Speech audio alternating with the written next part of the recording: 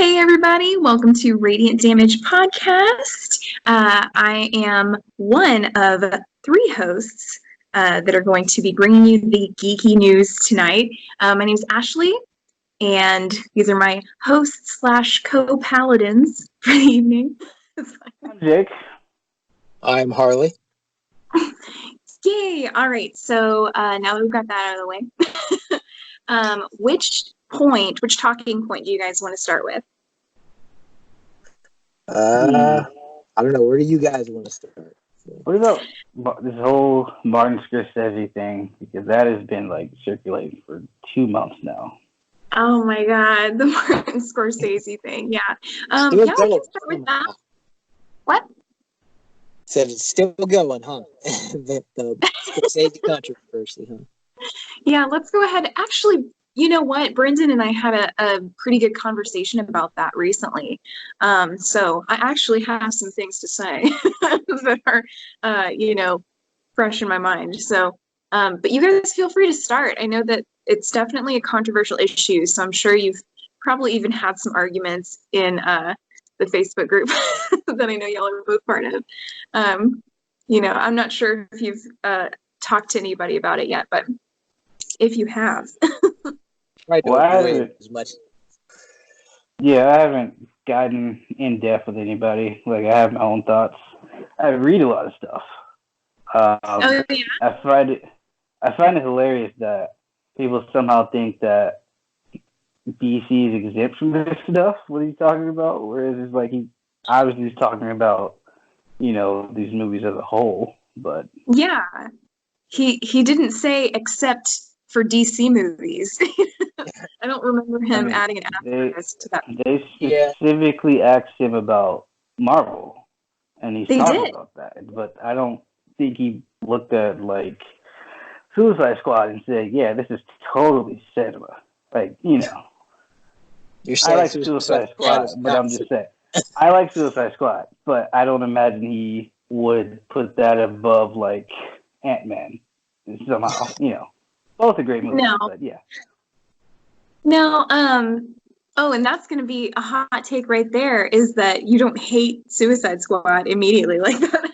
Oh, I'm no. sure you're going to get some. Yeah, exactly. Problems, we all know, but don't hate it. I will say that I actually think the DCEU is underrated. I do too. I honestly think it's severely underrated. I just find it hilarious. Go ahead. I just find it hilarious that the craziness of everyone panicking about everything. I just find that kind of funny. When BVS came out and they were all in disarray. So I find that stuff kind of funny, but I think it's underrated as a whole. Right. Well, I mean, personally, oh, go ahead, Harley. It's going to be hard for me to see you start talking, so feel free to. Feel free to stop me if I start. This whole thing. No, but I would say, DCU is very underrated. It had every movie has moments that you can actually enjoy, but it gets weighed down by a lot of the problems. But you can look at any of the movies and find something to like about them. Yeah, absolutely. Well, and that's the thing is when, and let me go ahead and introduce kind of our purpose for, our quest, if you will. Our main quest for this channel is to combat all of the overblown hate, all of the unnecessary hate that a lot of fanboys tend to throw at pieces of media. So, for example, it's usually movies that people are overly harsh in their criticism of. And it tends to happen a lot in fandoms.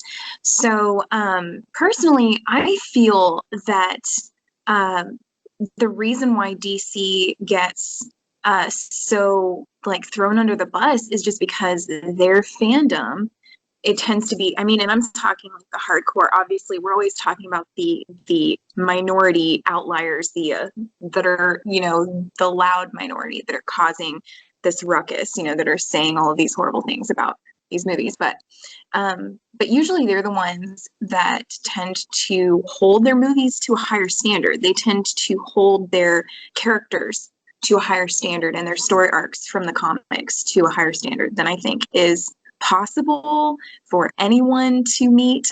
I don't think that that it's possible to please them, to be honest. But that's just No, I ask myself every time, like, what exactly were you expecting here? Like, what exactly. were you expecting from this? I mean, Yeah. like, I remember, what was it, last season or 2 seasons ago on The Flash, he was fighting, no, this is a while ago, he was fighting Zoom, and he said, like, he said something, I can't remember what Zoom said to him, he was like, oh, I'm gonna beat you, Flash.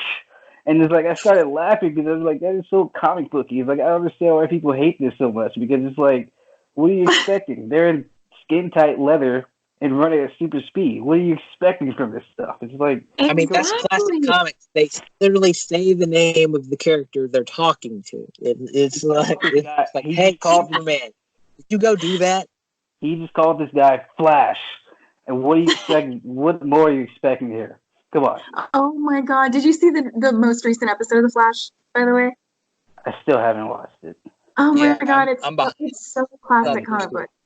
You're going to love the villain when he gives himself his title on screen. It was so funny and cheesy. It's great. Anyway, back to the Scorsese thing, though. The reason why I went, a little bit deeper into DC standards, it's the same with a lot of filmmakers, is their standards for movies are just kind of impossible to reach and still create, within that space. If you're putting restrictions on what is art, then eventually all art is going to look the same, right? The art is going to look pretty much, it's all going to be Oscar bait in this case, personally, I compared it to whenever I was talking to Brendan about it.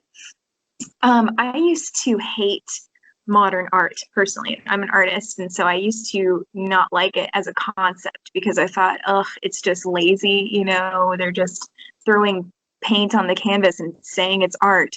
But in reality, I just hadn't seen the modern art that spoke to me. And I feel that it's the exact same with cinema. Like, these movies that are coming out now, they're new, and so they're being shat on by movie critics and filmmakers because it's not the same art that they're used to seeing. It's not the same formulas they're used to seeing, but it doesn't mean that it's not art. It's just not suited to their palette. It's not made for them necessarily. It's made to, reach the next generation, Pretty much.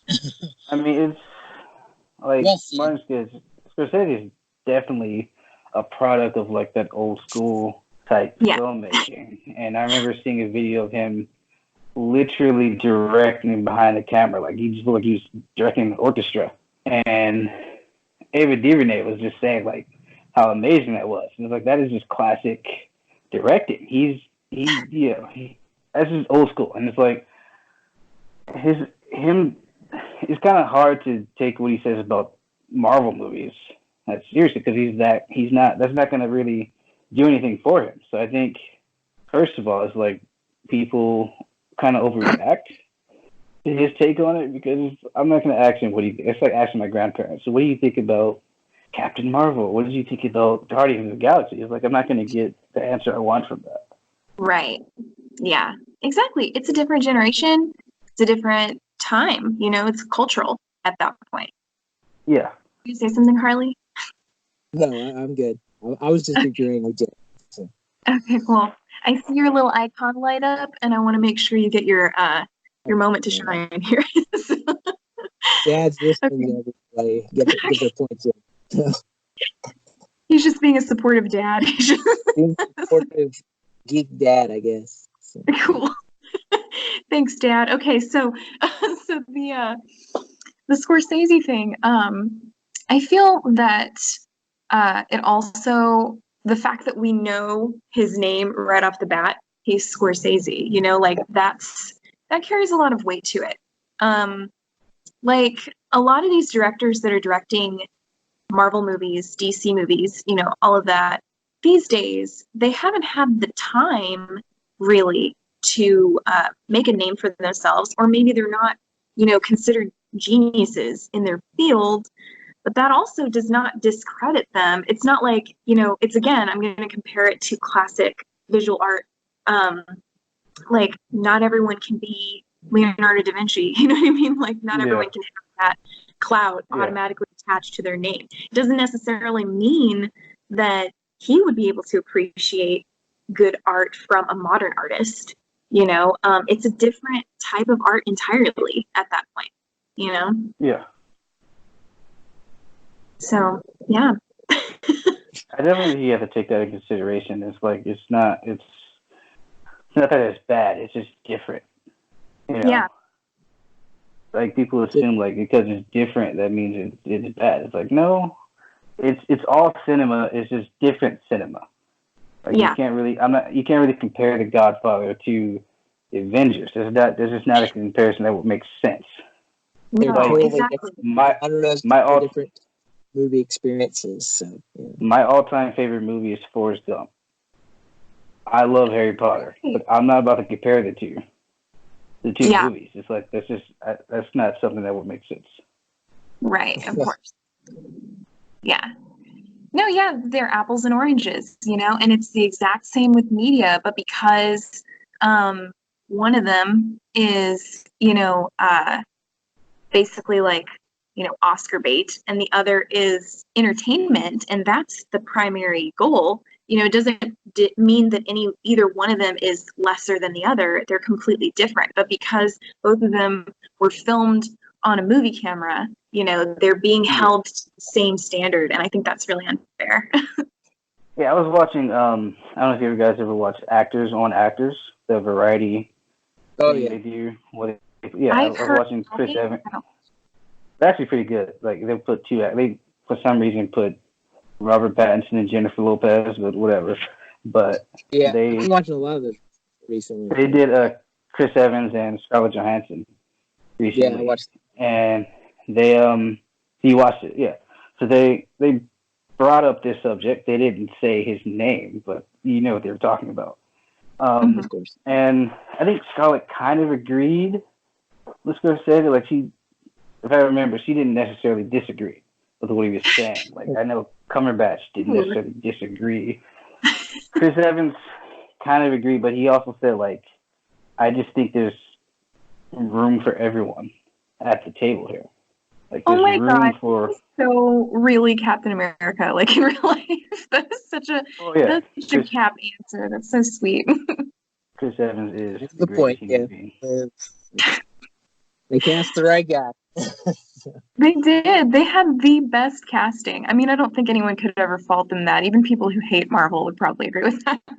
Yeah, between him and Downey, they were like, top notch. It's amazing.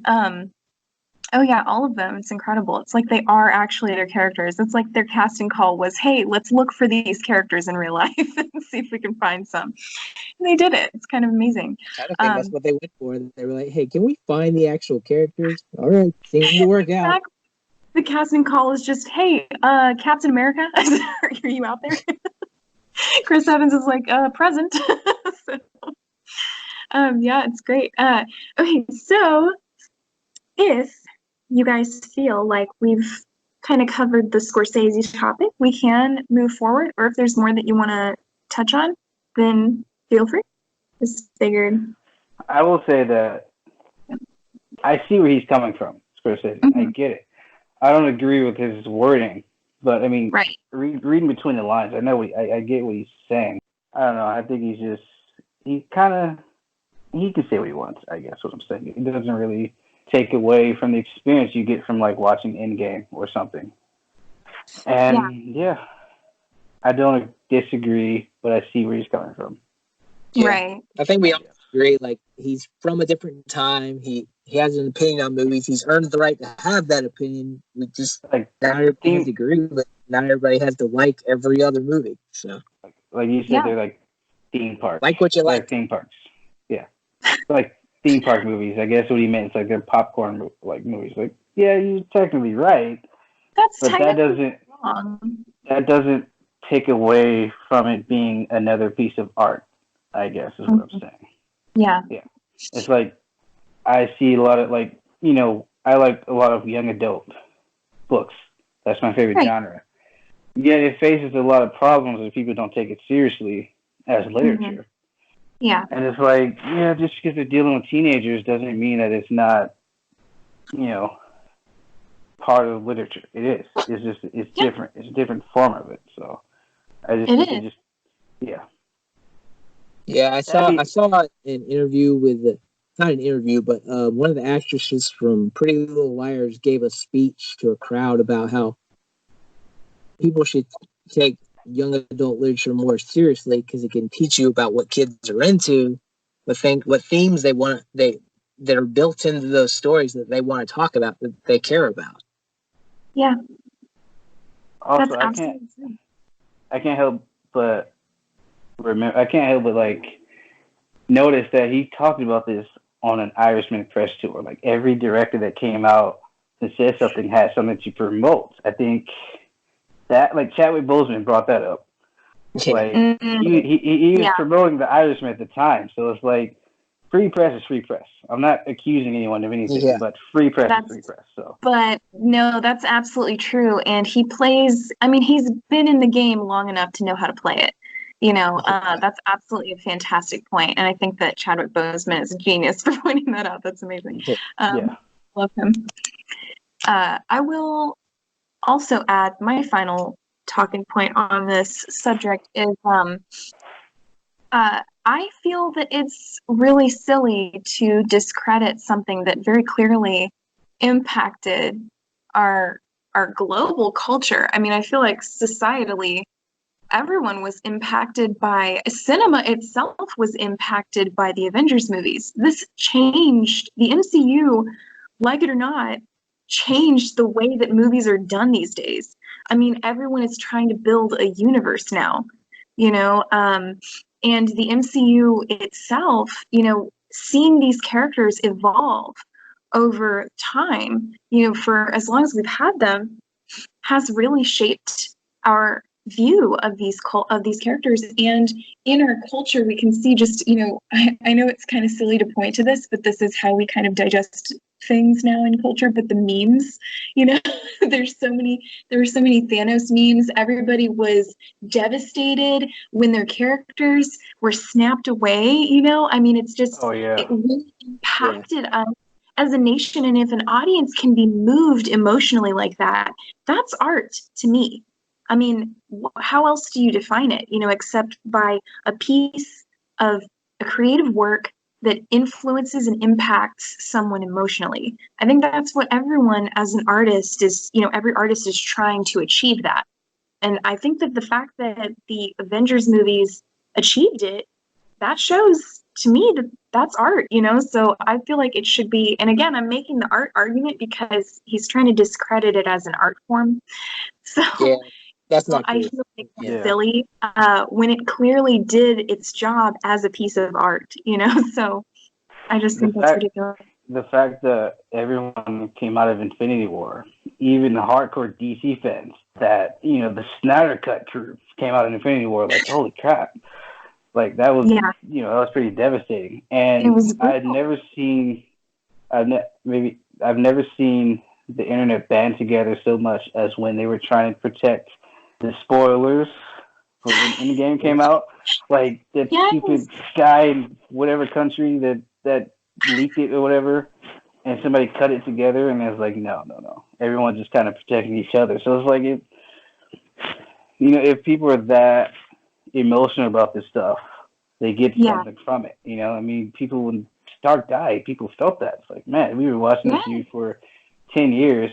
I'm still not over Black Widow. So I know. I understand Tony, but Natasha, no, I'm still affected by that. I know, dude. That was really frustrating for me. It's a rough one to go out on. So I just think that he's just not really in touch with what it has done for people. So Exactly. Harley, do you have a final talking point as well? You guys both kind of nailed what I was going to say anyway. So, so you guys want to move it? Basically, I was Yoink. just going to say that, you know, like Marty's earned Marty, and he's earned his right to have an opinion. Just not everybody has to agree with it. So, Absolutely. Preach, and just he doesn't see a specific genre of film as art doesn't mean it's not art.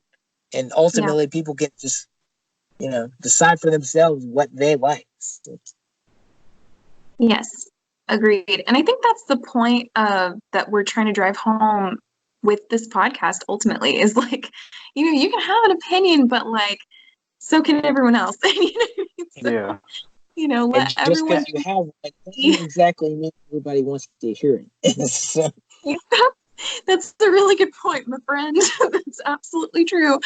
Okay, so we have a lot of talking points, so I'm going to go ahead and switch over to, we actually covered we covered Martin Scorsese. I love that you put lol in parentheses next to it, Jake.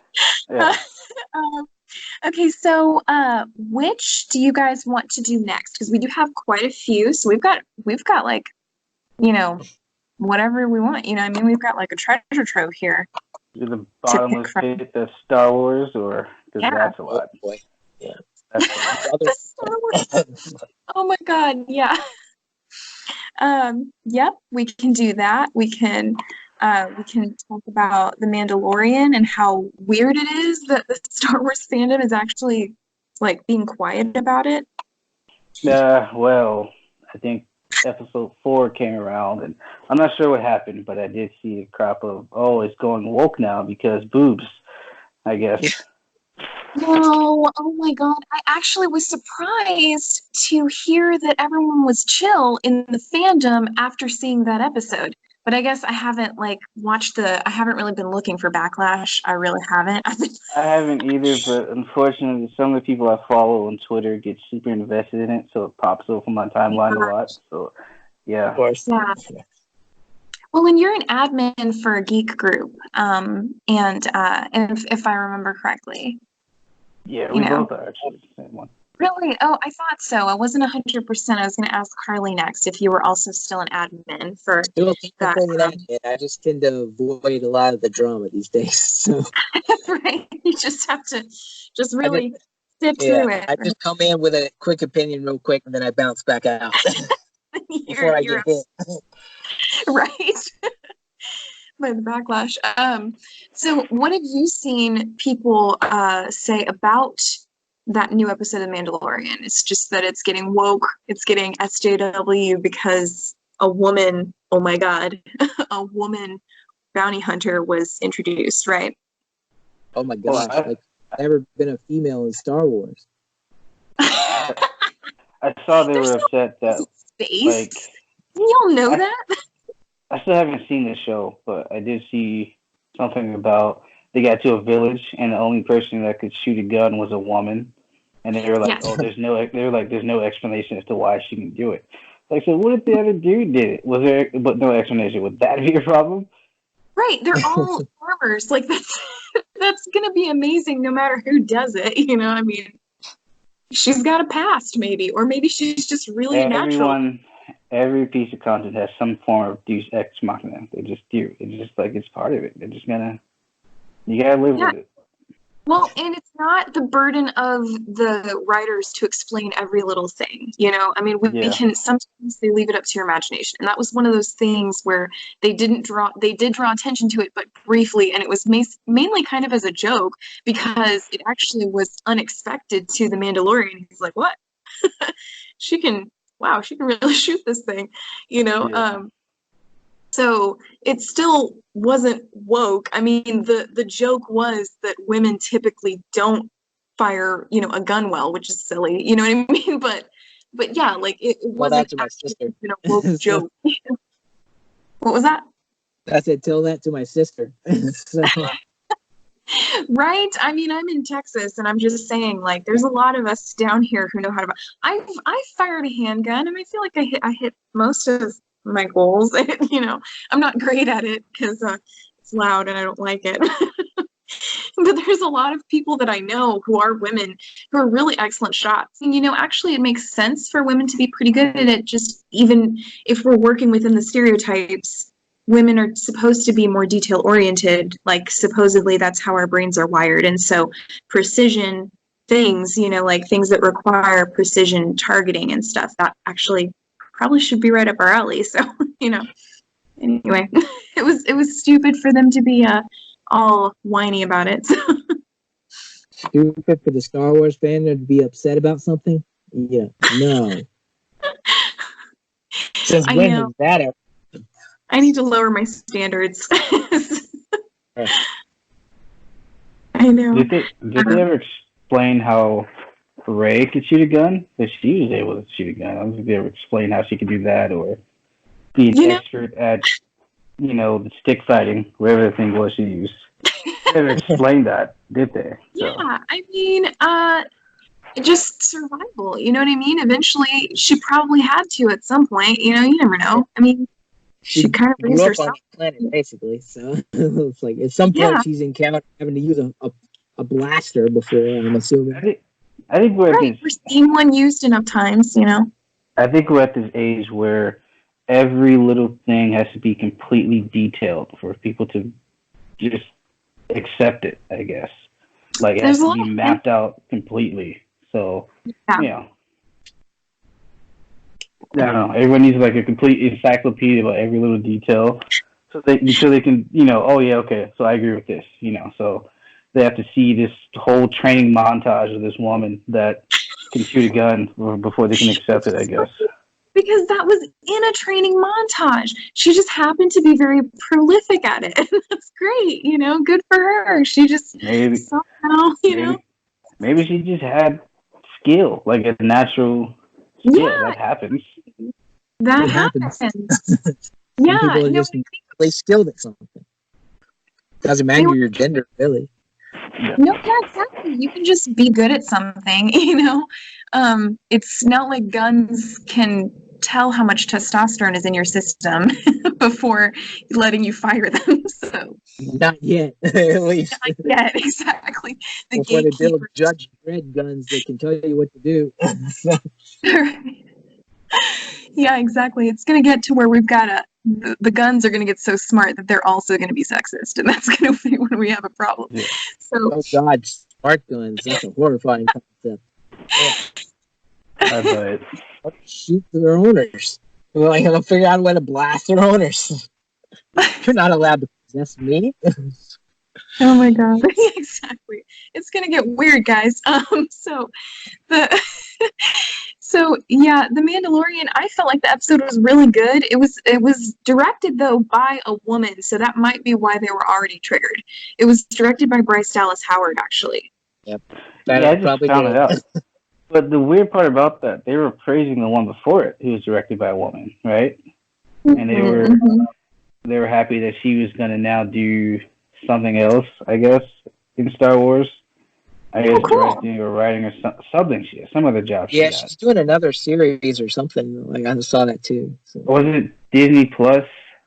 Something with Disney Plus, I think. I'm not sure. Yeah, I think she got. I think she got either She-Hulk or Moon Knight. One of them, I think. Oh, awesome! Oh, that's exciting. Well, I mean, if they weren't pre-triggered by Bryce Dallas Howard's name, then they were probably just. It was the typical trigger. Maybe they don't even look at who directs the episodes, to be honest. Yeah, I just found out she directed it. Yep. So yeah, absolutely. Okay, because we actually took 2 from your list, Jake. Let's mosey on down.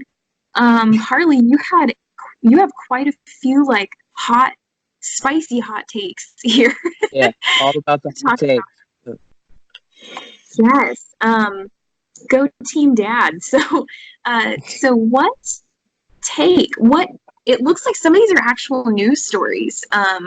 Which one would you like to delve into? Enlighten me, because I actually haven't heard about these. Okay, well, which ones do you guys want to talk about the most? I'm very interested in the Comic-Con panel confrontation. That sounds That sounds like some tea that needs spilling. That was interesting. I think it was before the final season of Voltron: The Legendary Defender was to come out. They did a panel, of course, at a Comic-Con, and they did a panel, and a girl in the audience came up and asked a question and proceeded to go on this long, gotta be 2-minute thing about her favorite character was disrespected by the writers. It wasn't being treated fairly, and somehow there was a bias built into the cast and the creators for this character because things didn't turn out exactly the way she thought they would. And the cast were very polite. They addressed her question and said, "We feel like that character has been treated very respectfully by us." And one of the actresses proceeded to point out exactly how she thinks the character has matured. And it wasn't even her own character.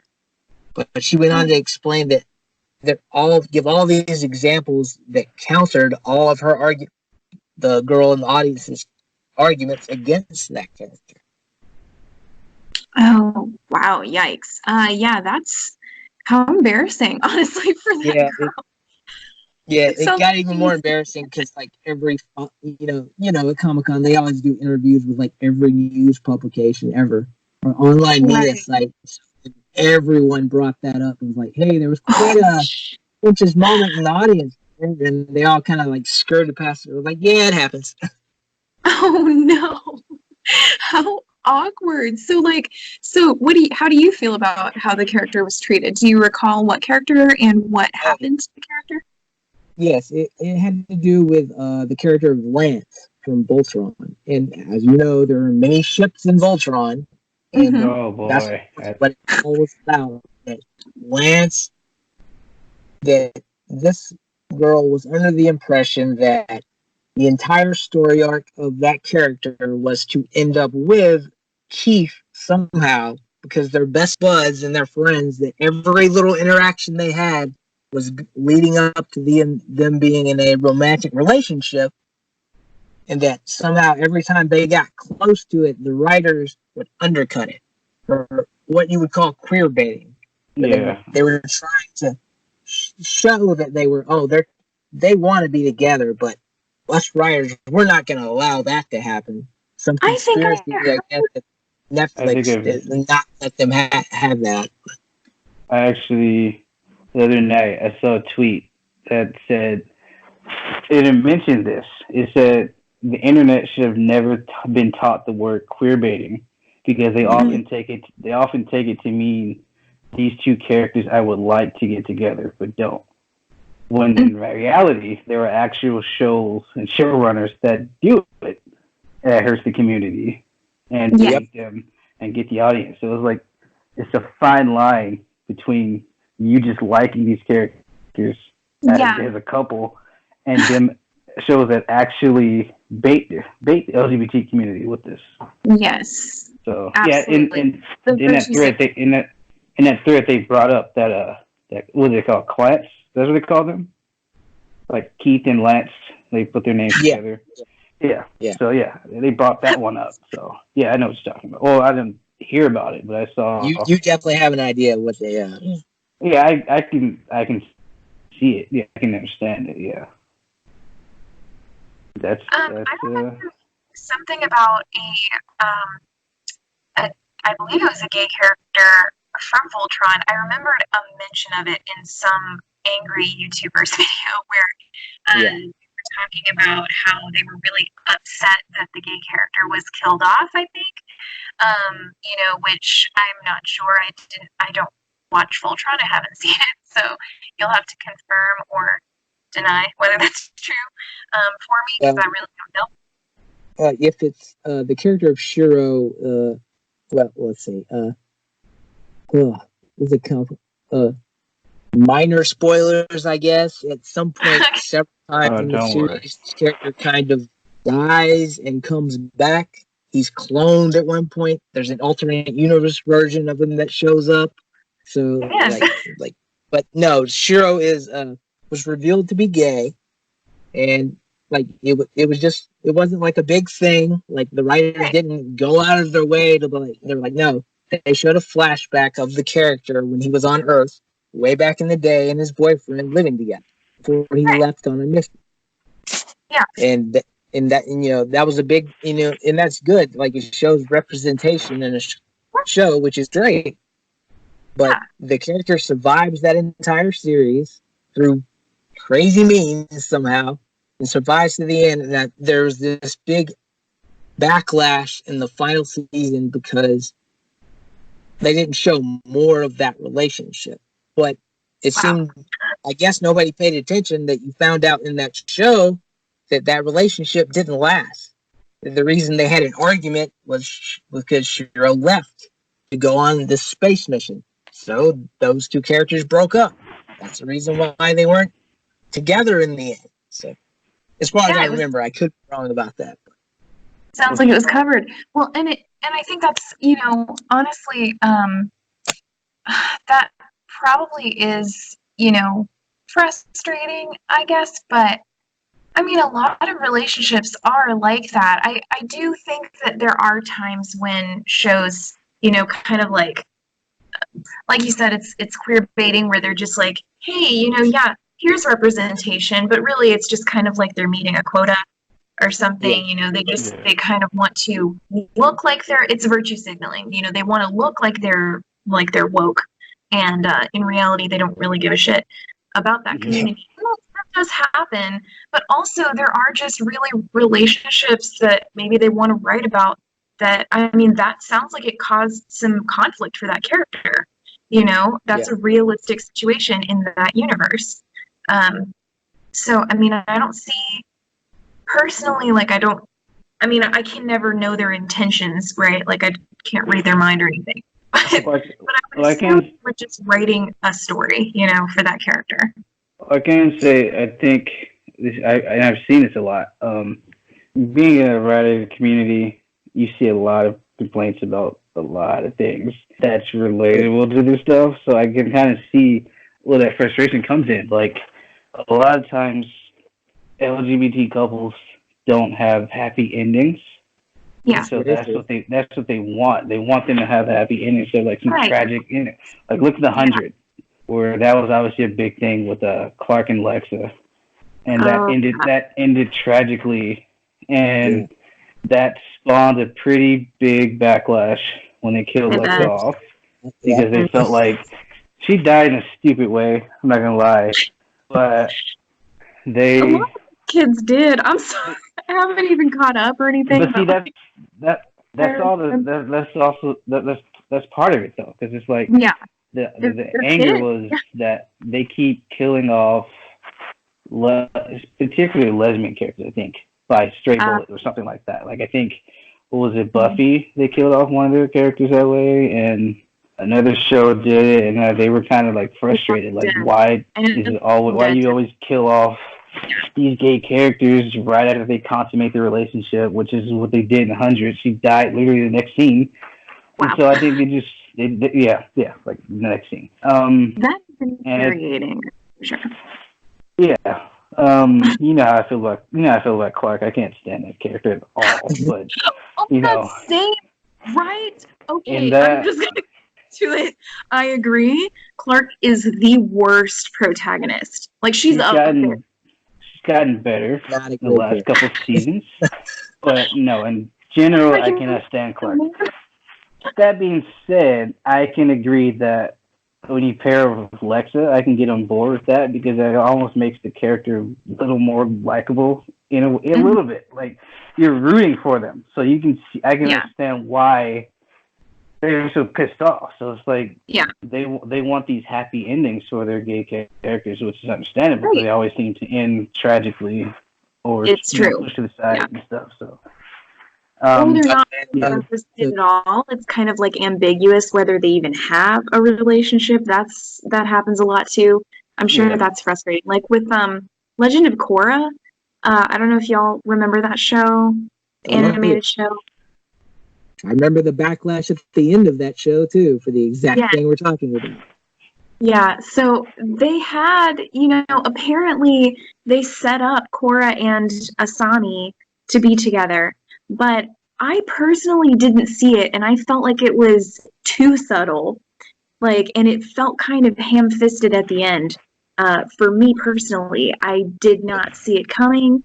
And so to me, I was actually like rooting for her to just be with nobody because that's kind of awesome for the this badass female avatar to just not need a love interest at all. That was kind of, awesome to me as a feminist. But anyway, but cool. If there's like LGBT representation, cool, that's great too.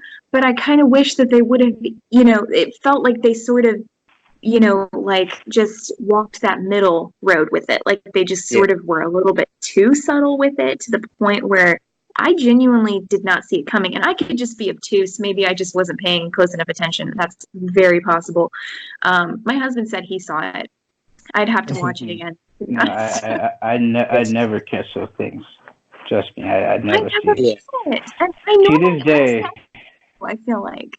To this day, I will never be able to tell you what it is that people see about Kara and Lena that is romantic. No, I don't get it. I don't get it. But apparently, I don't see it either. I don't get. I mean, this plays in everyone's ship fantasies, they're, which is fine. I will say they are kind of queer baiting this season because they're doing parallels or did parallels to Alex and Kelly, and so they're kind of queer baiting. I will say that is the first time I've seen it. It kind of feels like they are, but as a whole, it doesn't make any sense to me because I don't really catch these things. So I understand that. Like if it was too subtle with in Korra, because I never finished it, but I did remember that backlash. Okay. Yeah, with Korrasami.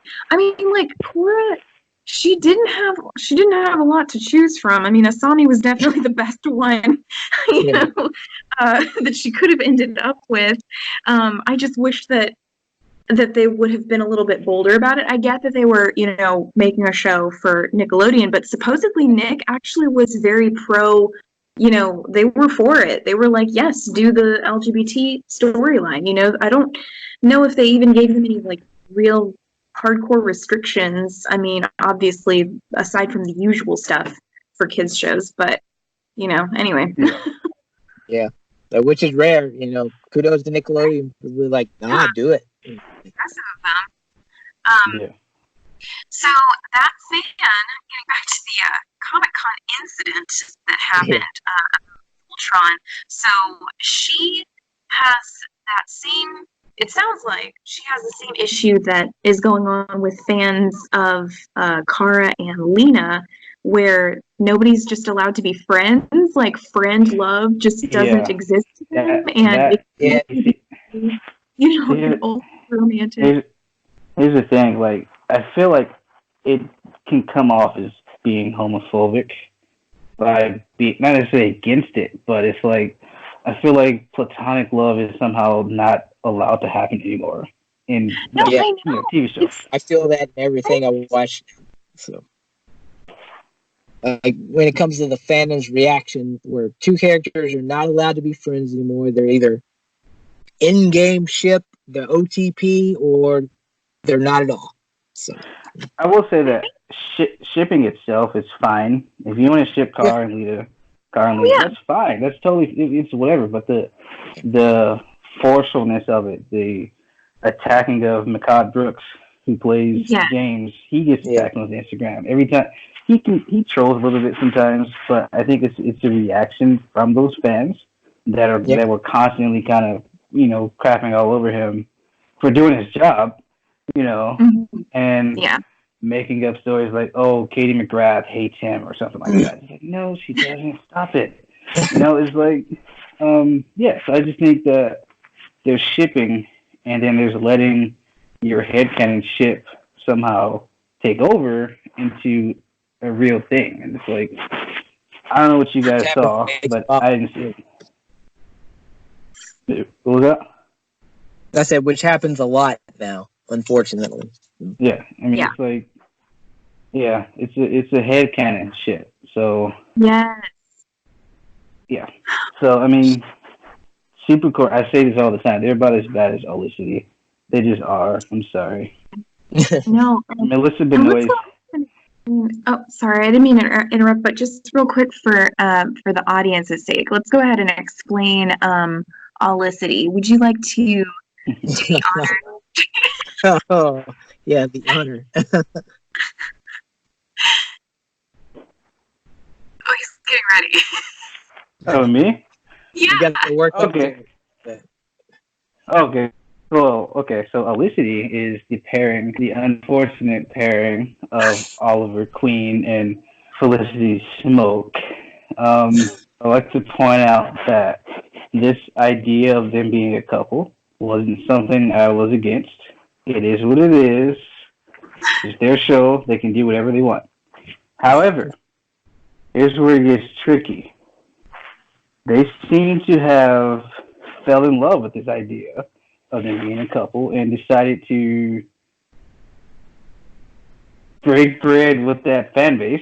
Let's putting it lightly, and went as far as to kill off the Black Canary in a Green Arrow show, just to push their show, and even went as far as to her having her on her deathbed, pushing this shit forward and say, "I'm glad you found Felicity." So it's this very toxic group of individuals, very toxic group of individuals online who ship these characters, and for some strange reason feel like they should be photoshopping Emily Bett head onto Stephen Amell's wife, his real life wife, in photos of them out with their daughter, and for some reason feel the need to say that he is unhappy in his own marriage. So yeah, that's yeah. They're about as bad as Secret Corps. Yeah, they're psychos. Yeah, I've seen it all. Trust me. I don't know why. I don't know. They're just. I remember Harley could vouch for this.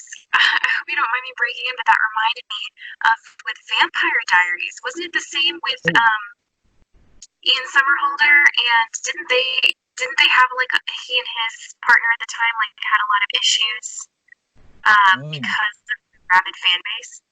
Oh yeah, because Ian Somerhalder and Nina Dobrev dated for a while, and they separated. Or like he had he got another girlfriend, and of course the fans of Damon and Elena attacked his Ian Somerhalder's real girlfriend, doing the exact same thing, putting pictures, photoshops, like constantly hounding, Twitter attacking, trolling all of them. It was ridiculous. So the worst part is. What was that?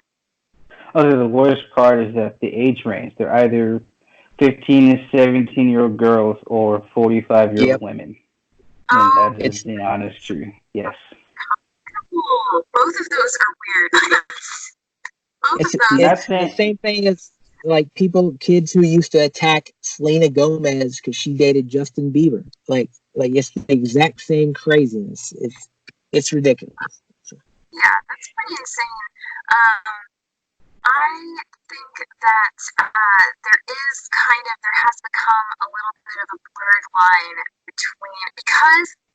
and I think it's because of social media making these actors and actresses so accessible to their fans, and so they feel an ownership to these people, because they see them on their screens and they think, oh, this is my crush, this is my favorite character, and they're right here on my screen, on my social media platform, so I get to dictate, or on my television set, right?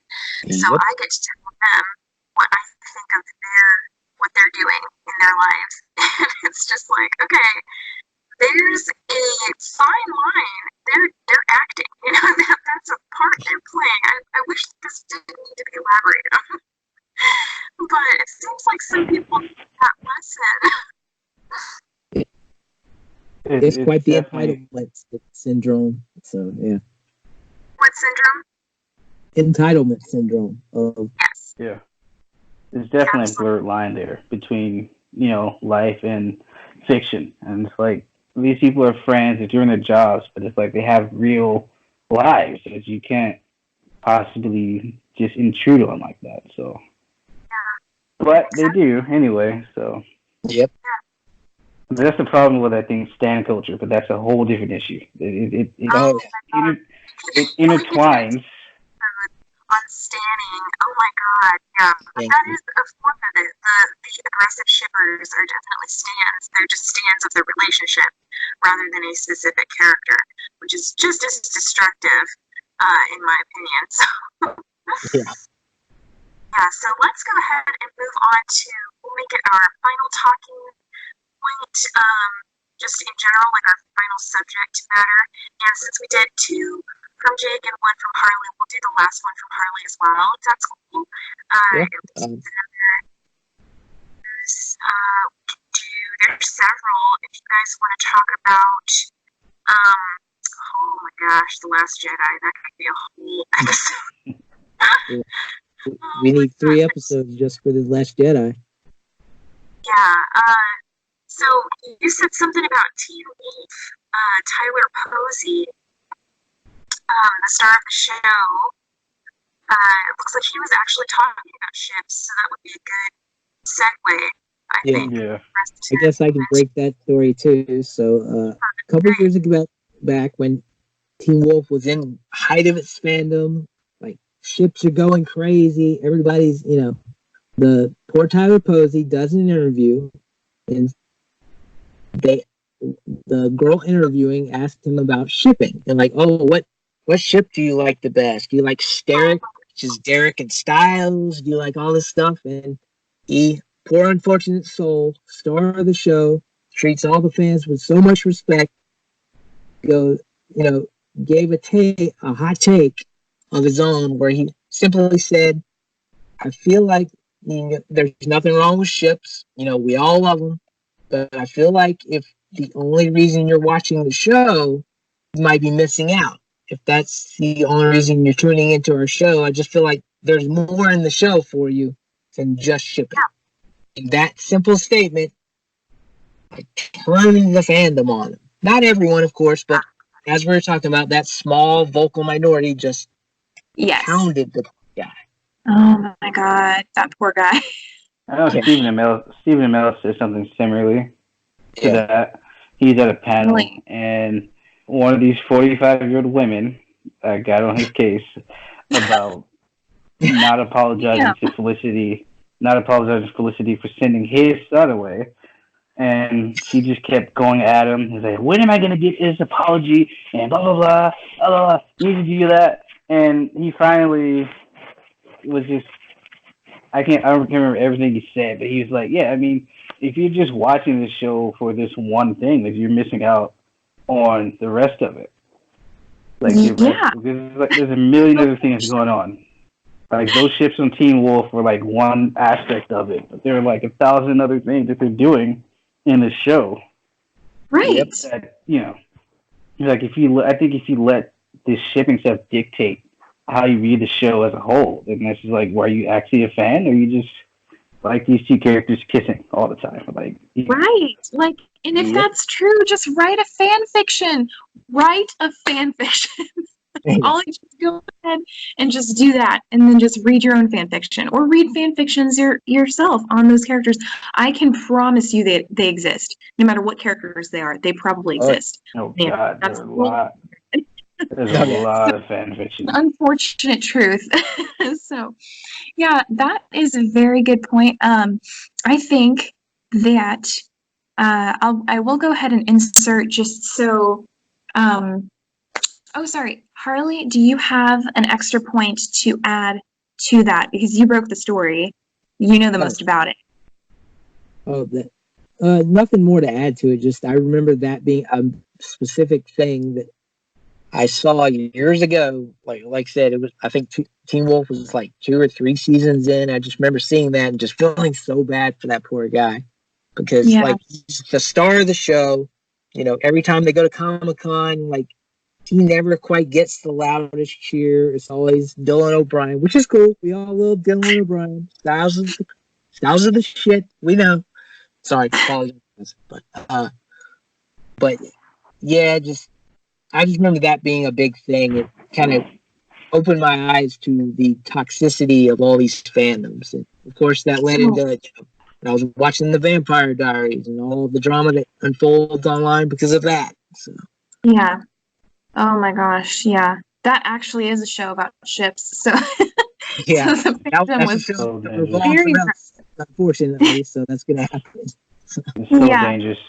I have a theory about the whole shipping thing. That's just, I don't know. It's just too dangerous. I agree. It probably is too dangerous. Yeah. Huh? Feel free to share. Well, so, like I said, there's nothing wrong with shipping. It is what it is. People love it, and that's fine. The idea of it is harmless.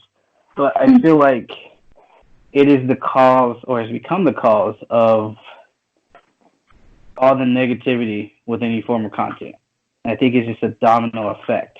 Like the idea, like you ship these two characters, fine, but then it turns into these fan wars. Look at Felicity versus Laurel and Oliver. That's what divides the fans, and then that's all they talk about. And it becomes this bickering back and forth about it, and it's like, then the whole show becomes about that. And I think it's just a domino effect that starts. It always starts with we ship Raylo, or no, we ship Ray and Finn. No, screw you guys. Raylo's in game. It just starts with the harmless shipping, and then it turns into this toxicity, and it's just, I think it originates from the fact that you want these two characters to be together, which should be fine, but then everything goes to crap. Well, it goes back to what Ash was saying. It's fine to have your ship and go write your fan fiction, but then that gets taken and goes crazy, and they attack like creators of the thing they claim to love, and go after and send them death threats because these two characters didn't match the headcanon they created in their head, like in all their fan art. Like that's not how it works. You're a fan of the art. You're not writing it. It's fine to write your own version of it. That's cool. But don't tell the person who created the thing that you love that they're doing it wrong just because it doesn't match up with the way you feel it should go. That's super disrespectful and entitled, really, to think that. And it's not to say that you have to love everything they do, because you don't. I mean, you can. Yeah. There's a difference between you being disappointed or let down by this stuff. Like you can be disappointed. You can be disappointed that these two characters aren't dating. You wanted Steve and Bucky to be in a relationship. That's fine. You're mad they didn't. That's fine. But don't tell the Russos that you ruined Endgame and everyone's character arc because Cap went back in time and married the love of his life, which has been pretty much a thing since the first Cap movie, but whatever. That was the perfect end to his... He's literally been depressed over Peggy since he woke up from the ice. Exactly. Oh my gosh. Speaking of when to respect the ship, for God's sakes, that's the one ship you should respect. It was planted in the very beginning years and years ago, literally in their canon universe. It was decades ago, And you take into consideration that he's from the 1940s. He's an old fashioned guy. His heart belonged to one woman. Like, that's why you look at Winter Soldier. Natasha kept trying to set him up. He's just like, no, I don't want to. He just couldn't. Why couldn't he move on? I mean, he's a dude. Of course, he should want to, do whatever. Yeah. Come on, look at him.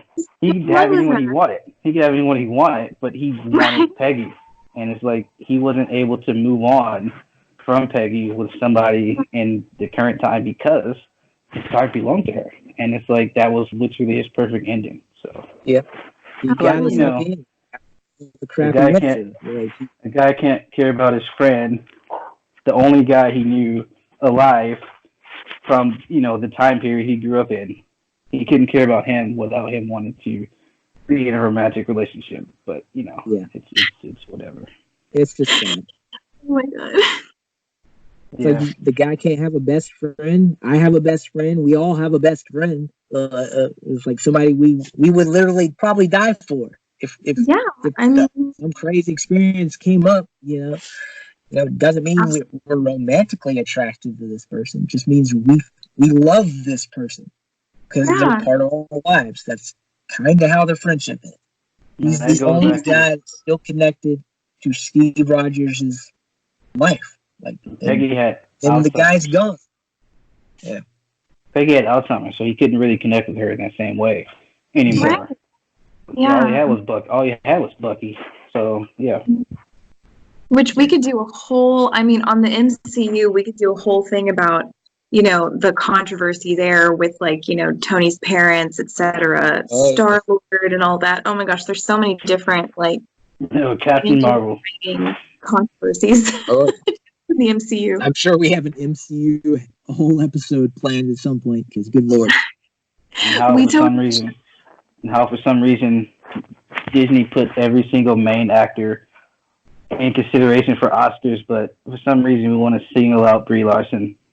Right? I mean, Gwyneth Paltrow was in it even less than she was, but no one said anything about her being on the list. Yeah. And sorry, she's a snake oil salesman. She's way more controversial than Brie Larson. I don't know if you guys know about that, but she has that company on the side, Goop, where they're peddling all these. Anyway, but she's a way more controversial figure, okay? And yet we're gonna go after Brie Larson because she said something about white guys, I guess. I mean, that's silly. It's so transparent. What their prerogative is. What they actually. If you don't like her as a person, that's fine. I mean, her personality it's a lot. So I mean, I get it. It's fine, but oh my, there's stupid reasons. I'm sorry. They just, yeah. It's silly. Yeah. To freaking boycott her, just to say that she doesn't deserve to be nominated with the rest of the cast or submitted for nomination with the rest of the cast. That's ridiculous. So anyway, that's silly. Fans can be silly sometimes. That's kind of I guess the moral of this story. So thank you guys so much for tuning in. Do you guys have any final talking points, any final thoughts that you'd like to share with our audience for this first episode? I do have one thing to add about going back to the Voltron conversation. Absolutely. Back. Did get it is a gay character who did get a happy ending. I forgot. He married another crew member on the ship that he worked in. That was the big happy ending. He got his happy ending. So, hey, good for you guys. There is an exception. Not every queer relationship ends badly. There we go. We got one. In fiction. You got one. Exactly. You got one. Okay. And in Voltron, where that was a very controversial issue. So good on you guys. You did it. So awesome. Thank you so much, Harley. Jake, did you have anything else, or are you good to go? No, I just wanted to add that part in because I looked it up to be sure. I wasn't sure. I was I'm pretty sure that character got a happy ending, so I had to make sure to at least point that out. Some sources. I definitely try to do that more often now. The internet's giving me trust issues. So. Awesome. Well, I think this has been a great first episode. Thank you guys so much for being my co-paladins today. And again, if you guys would like to support our channel, there will be more information in the description box. Thank you so much. Oh, and if you'd like to subscribe, that will actually, believe it or not, that will actually get you in our military force. Okay, so we have a medieval army that we're trying to raise up. So you can be inducted into our army by subscribing. Just hit that button, ring the bell, and you will be knighted immediately. That's how easy it is to be knighted. It's amazing. Anyway, thank you so much again for watching, and we will see you next time. Bye. Bye.